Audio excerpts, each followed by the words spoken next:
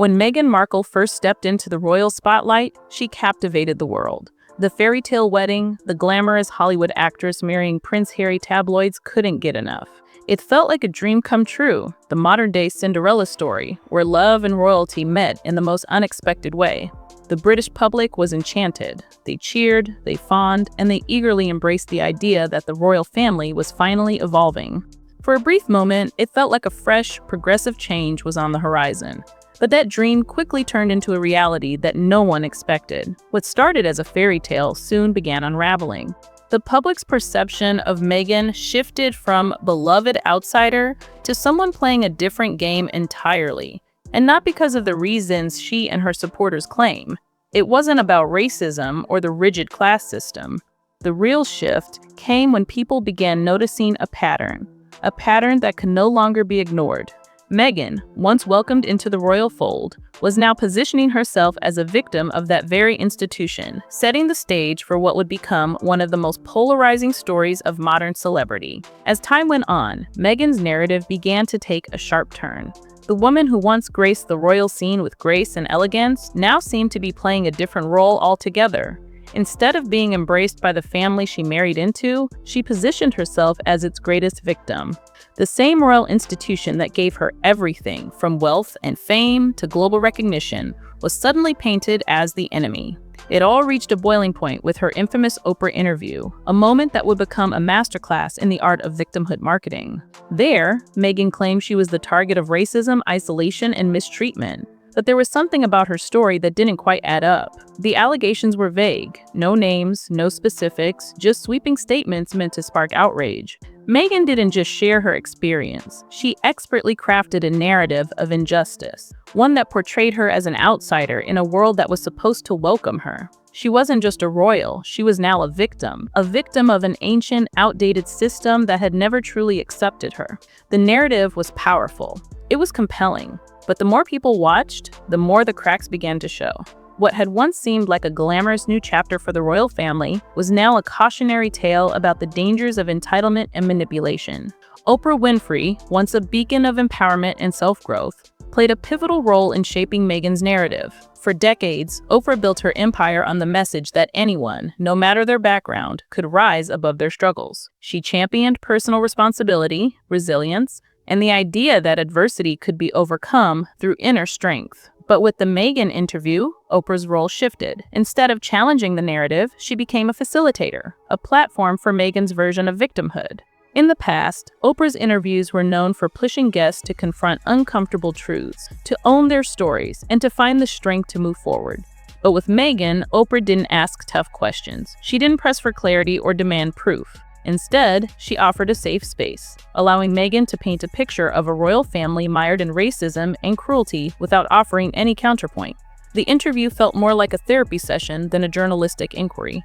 Oprah, who once encouraged people to take control of their lives and turn their pain into power, now seemed to be endorsing a narrative that revolved around passive victimhood. By giving Meghan the stage without challenging her claims, Oprah allowed the story to unfold without any real scrutiny. This wasn't journalism. It was a calculated performance, a carefully choreographed moment that turned Meghan into a martyr for a cause she had come to embody. It was a stark departure from the Oprah we once knew, and it left many wondering, was she enabling the narrative or simply playing along? While the media rallied behind Meghan, one voice stood out for its unwavering critique: Charlie Kirk. Love him or hate him, Kirk wasn't afraid to challenge the narrative that everyone else seemed to be buying into. While the public was busy sympathizing with Meghan's claims, Kirk had the courage to speak the truth that no one else would touch. Meghan, he argued, wasn't the victim she portrayed herself to be. In fact, she was the one who had walked away from the royal family, not because of mistreatment, but because she couldn't control the narrative within its walls. Kirk was blunt, Meghan wasn't cast out of the royal family. She left, armed with a hefty fortune and a multi-million-dollar Netflix deal, ready to sell her version of events to the highest bidder. And what's worse, she played the media and the public like a fiddle. The reality, according to Kirk, was that Meghan was more interested in maintaining control of the story than addressing any real injustices. It wasn't racism that led to her departure. It was a refusal to abide by the royal protocols, a growing sense of entitlement, and an obsession with press manipulation. While the mainstream media hesitated to push back on Meghan's narrative, Kirk didn't hold back. He pointed out that her narrative was built on contradictions. On one hand, she claimed to be an outsider, oppressed by a family that never truly accepted her. On the other hand, she was making millions by playing the victim, using her royal connection as a tool to gain fame and sympathy. And when Kirk called out these inconsistencies, he wasn't met with a reasoned debate. Instead, he was attacked, labeled as dangerous, even hateful. But was he wrong? Absolutely not. In fact, the more he pushed back, the more his warnings seemed to ring true.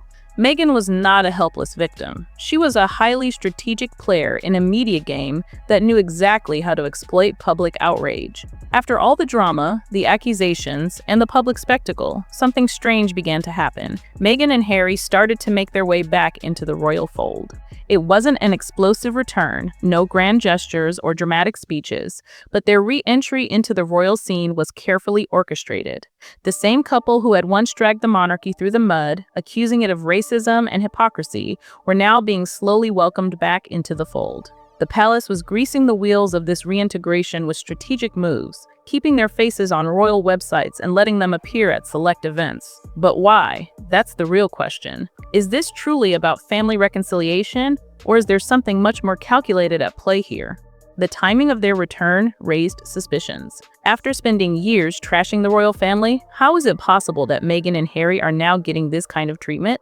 The answer might lie in the bigger game that's being played behind the scenes, a game that rewards people like Meghan for leveraging their personal struggles into a profitable narrative. There's a larger agenda here, one that benefits from Meghan's ability to weaponize identity, trash traditional institutions, and turn her personal choices into political statements. By playing the victim, she's been able to cultivate a public image that not only fuels her personal brand, but also supports a narrative that garners media attention and financial gain. And the palace, in its own way, seems to be playing along. Why? Because it's easier to control the narrative through this kind of drama than it is to confront the very real issues that Meghan and Harry's departure raised. So, while the world was watching, a more strategic game was being played, and Meghan and Harry were re-entering the royal spotlight, not as exiles, but as figures with newfound influence and power. The media played a pivotal role in shaping the public's perception of Meghan Markle. From the very beginning, the mainstream press seemed eager to buy into her narrative without question. Headlines painted her as the oppressed duchess, the woman who had been cast out by an outdated institution, when, in reality, there were few concrete details to back up these claims. The media didn't challenge her accusations, they amplified them. Instead of asking tough questions, they supported her story, turning what could have been a private family matter into a global spectacle. Oprah's interview was a prime example of how the media enabled this narrative. The conversation was designed to evoke sympathy, not to seek clarity. Meghan's vague claims about racism within the royal family were left unchallenged, with no follow-up questions demanding specific details or evidence. Oprah, once the queen of tough interviews, became a willing participant in this one-sided portrayal. There was no attempt to push for facts or details. Instead, the story was framed as one of victimhood, giving Meghan the chance to craft her own narrative without scrutiny. This media support wasn't just about amplifying Meghan's voice. It was about turning her into a symbol. The press, rather than holding her accountable, allowed her to weaponize her story to further her own agenda. Every time Meghan appeared on a platform like Netflix or in interviews, the narrative was reinforced. She was the misunderstood hero, and the royal family was the villain. The media played along, contributing to a cycle where her every word became gospel, and anyone who questioned it was labeled as dangerous or out of touch. This wasn't just an issue of misrepresentation. It was a complete abdication of responsibility by those who had the power to demand truth. Meghan's narrative, fueled by a media willing to look the other way, became a runaway train, leaving little room for anyone to stand up and say, "Wait a minute, this doesn't add up." The press, by failing to challenge her story, didn't just enable her. It helped create a cultural firestorm, one that would forever change the way we look at celebrity, media, and the power of narrative manipulation. Once upon a time, Prince Harry was the wild, fun royal, the one who broke the mold, who was loved for being genuine and carefree. He was the prince who didn't play by the rules, who wasn't afraid to show his true self. people admired him for being relatable, someone who didn't let the weight of tradition and expectation define him. But today, Harry seems almost like a shadow of that person, a prop in Meghan's carefully constructed drama. Where once he stood with his own identity and charm, now he appears to have willingly handed over his spine in exchange for a life of luxury in California. Gone is the rebellious prince. In his place is a man who seems hollow, his authenticity replaced by a string of podcast appearances and Netflix deals. His public persona is no longer defined by any distinct qualities, but by his proximity to Meghan. It's as though he's been absorbed into her narrative, a supporting character in a story that's no longer his own. Meghan and Harry's return to the royal fold is not as simple as a family reconciliation. It's a far more calculated move. After all the accusations, the drama, and the very public dismantling of the royal family's image, the question remains, why are they being welcomed back? The royal family had every reason to distance themselves from the couple after years of criticism, yet here they are, making their way back into the limelight. And it's not a coincidence, there's a much larger strategy at play. This re-entry isn't about healing family wounds. It's about maintaining control of the narrative.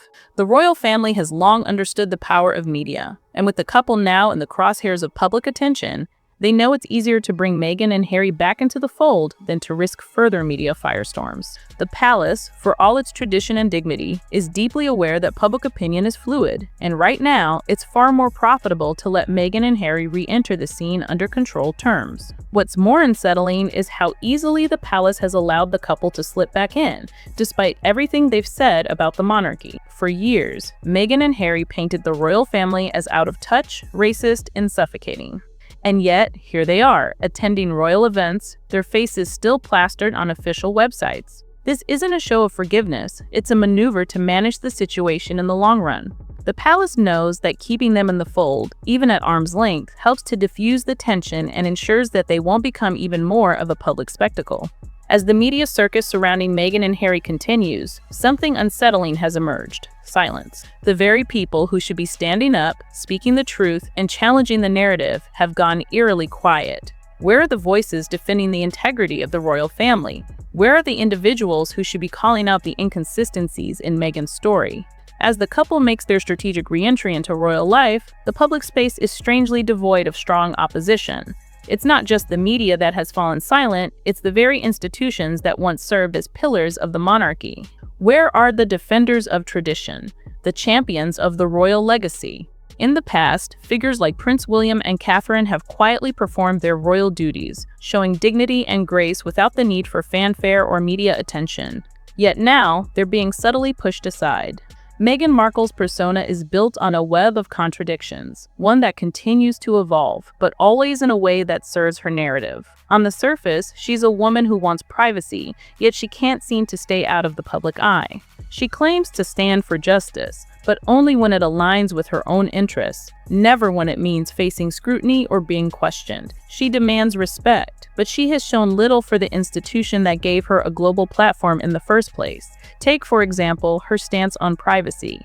Meghan has been vocal about wanting a life away from the cameras, a desire for solitude and peace. Yet, she is constantly front and center, whether it's in interviews, documentaries, or press releases. Her privacy is only valuable if it comes with the right kind of exposure, the kind that furthers her image as a victim, as a symbol of resistance against an oppressive institution. She wants the protection of the media, but only on her terms, and she's willing to use the very system she criticizes to maintain her spotlight. Then there's her call for justice, which has been central to her public narrative. But justice, as Meghan defines it, seems to be selective. It's only justice when the scales tip in her favor. She portrays herself as a champion of social causes, but whenever she faces the consequences of her own actions or decisions, she shifts to playing the role of the aggrieved. She wants to be seen as a crusader for change, but her actions often betray her words, leaving behind a trail of contradictions. In the midst of all the media frenzy and the widespread adoration of Meghan Markle's narrative, one person dared to challenge the status quo: Charlie Kirk. Unlike most public figures who tiptoe around controversial topics, Kirk took a blunt and fearless approach to calling out what he saw as the manipulation behind Meghan's public image. He wasn't interested in playing the game of victimhood. He was determined to expose what he perceived as a carefully orchestrated story designed to gain sympathy, fame, and financial reward. Kirk's message was clear. Meghan Markle wasn't a victim of the royal family, as she'd claimed. Rather, she was a skilled manipulator who used her position to craft a narrative that cast her as oppressed, while conveniently ignoring the fact that she had walked away from the privileges of the monarchy with millions in her bank account and a Netflix deal in hand. He pointed out the contradictions and inconsistencies in her story, refusing to buy into the one-sided narrative being peddled by the media. But the truth is often inconvenient, and Kirk soon found that speaking out came with a price. His critique of Meghan didn't spark a healthy debate. It triggered a tidal wave of outrage. The backlash was swift and harsh. Kirk was labeled a villain, his words twisted and used against him. People didn't want to hear the uncomfortable truths he was speaking. They didn't want to challenge the comforting narrative of Meghan as a modern-day heroine, an underdog fighting against an oppressive system. Instead, they wanted to maintain the image of a woman wronged by the royal family, no questions asked.